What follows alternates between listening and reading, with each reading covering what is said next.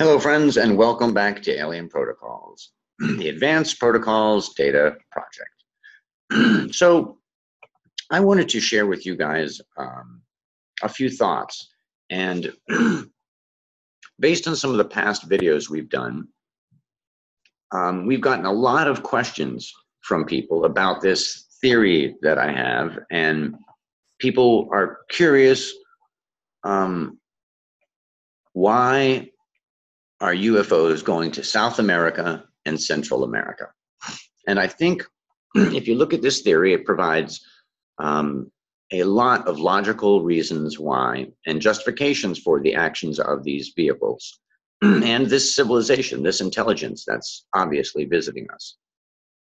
Now, of course, it's important to separate the US government black projects, the anti-gravity projects that the US has and is experimenting with, versus the real ET craft sightings. And Central and South America have indisputably the most sightings.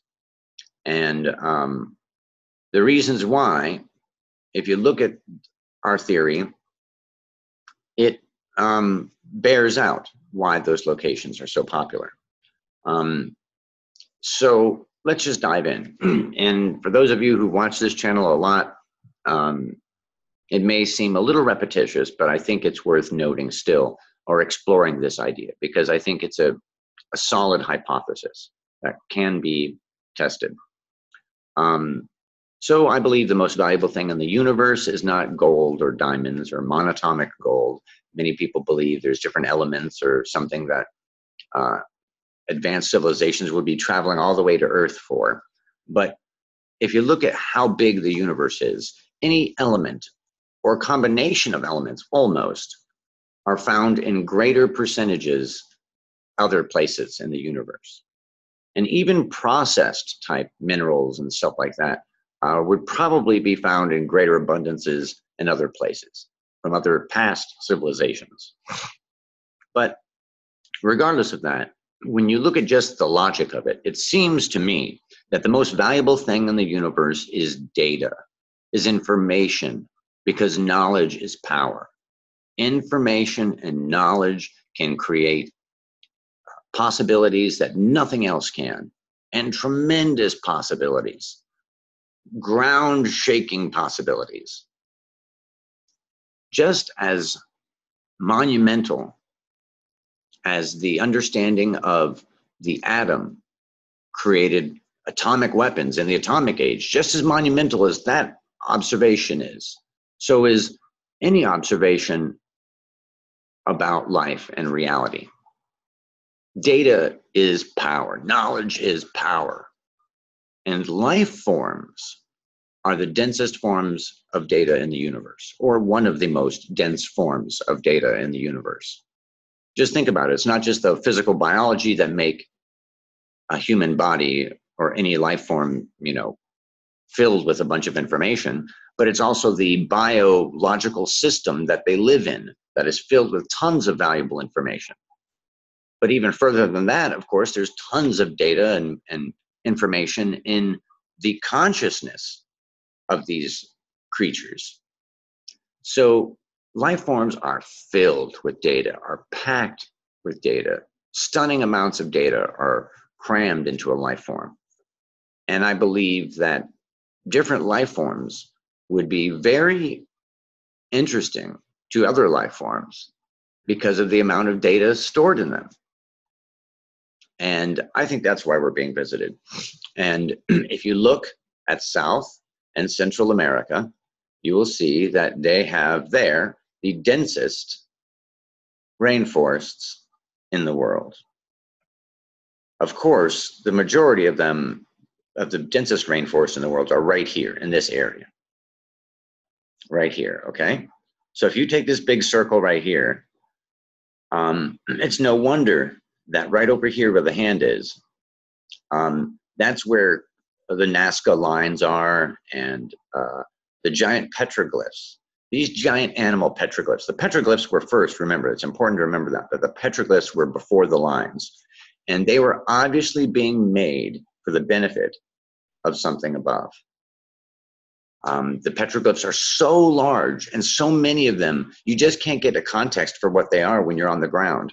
They're made for the gods. And I think the reason why they were made there, obviously, is because craft were seen flying over that area often in its pursuit for data and information in these rainforests. And now, if you look at these rainforests, if you zoom in, you will see something really horrible happening, really horrific.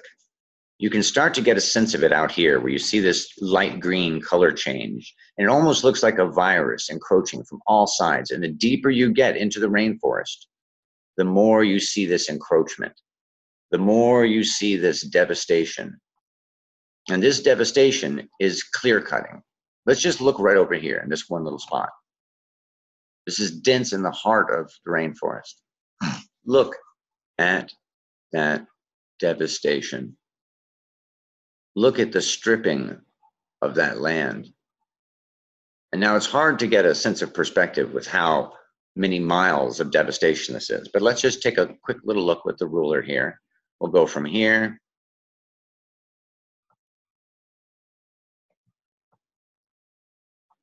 to here.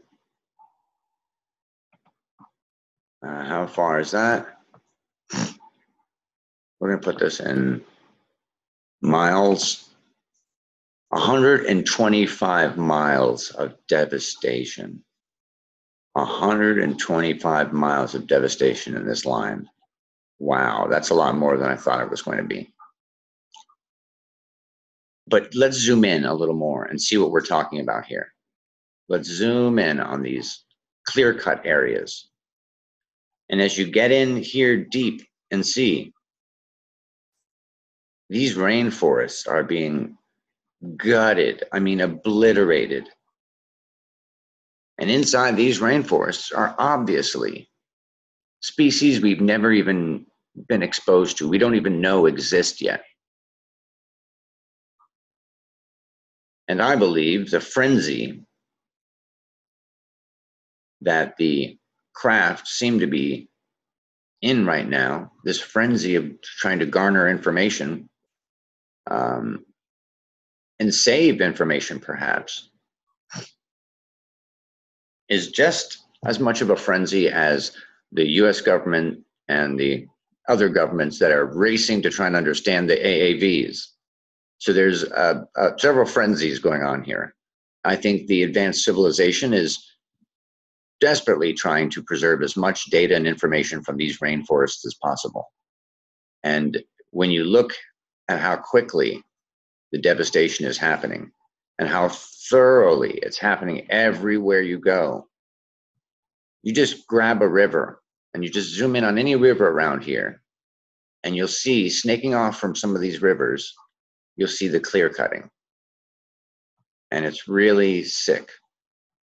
And we're even in the national parks right here. But it's crazy, gang.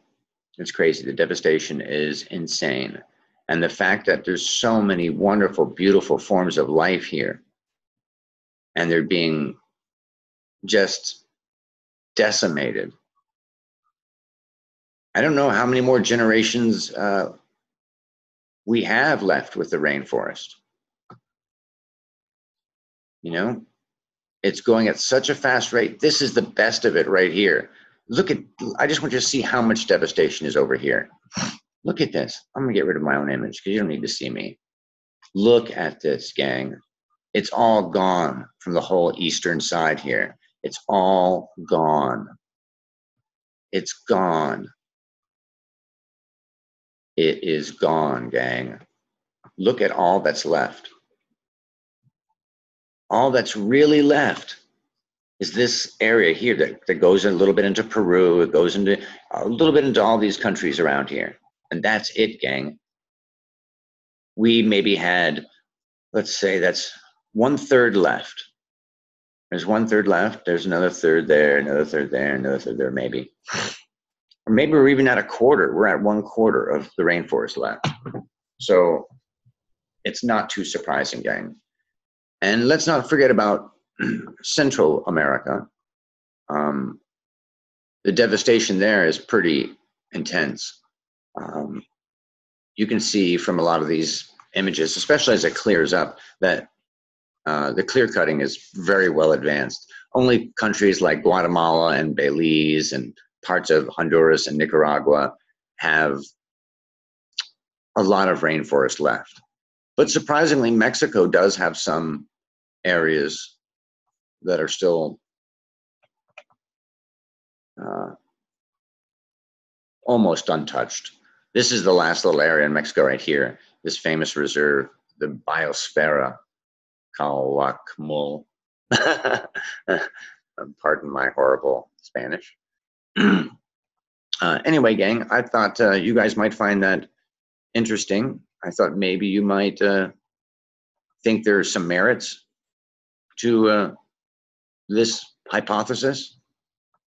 What do you guys think? What do you think about the data hypothesis that advanced civilizations crave data and they find data more important than anything, and that they find life to be crucial forms of data, and that they study life and life forms and biosystems to learn more and more information?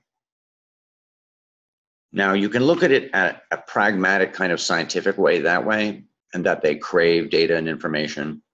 But you can also look at it like perhaps they, like we do, respect and care about life.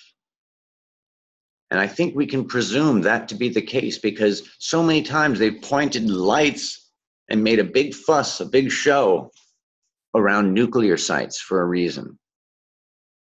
I think that indicates a care and a concern. I think when you warn someone about something that could happen to them in the future, it's because of concern and caring and not a maliciousness. So I think we need to do whatever we can to try and help save our own rainforests. But also I think we need to try and reach out and communicate with the visitors who are here helping us. They want to communicate. They're starting to communicate. The speed of everything has been picking up and is going to continue to pick up. And we have two choices. We can either be a sociopathic society and not care about the outside and suppress the truth, or at this incredibly dangerous stage, we can open up and be completely transparent and say, hey, gang, we're in deep. Let's solve together. Let's solve the problems together. I think that's really a really cool possibility about the modern age now, is like with this channel, we're able to do crowdsourced investigations on the latest or coolest cases, whatever.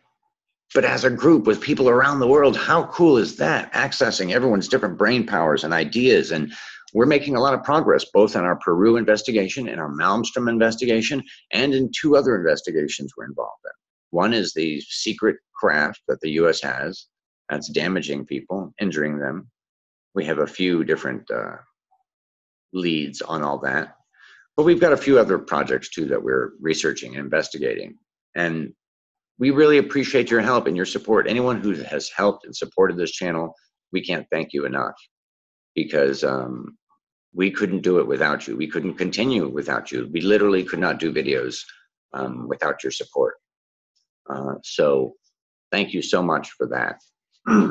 And if you'd like to brainstorm any of this stuff, if you have any theories or thoughts or suggestions, or if you need tips for CE5 or meditation, or someone who is sick and would like to be included in our prayer circles, please email us at alienprotocols@gmail.com. And would love to hear your thoughts on this whole hypothesis, why the visitors are so interested in South America. Much love, gang.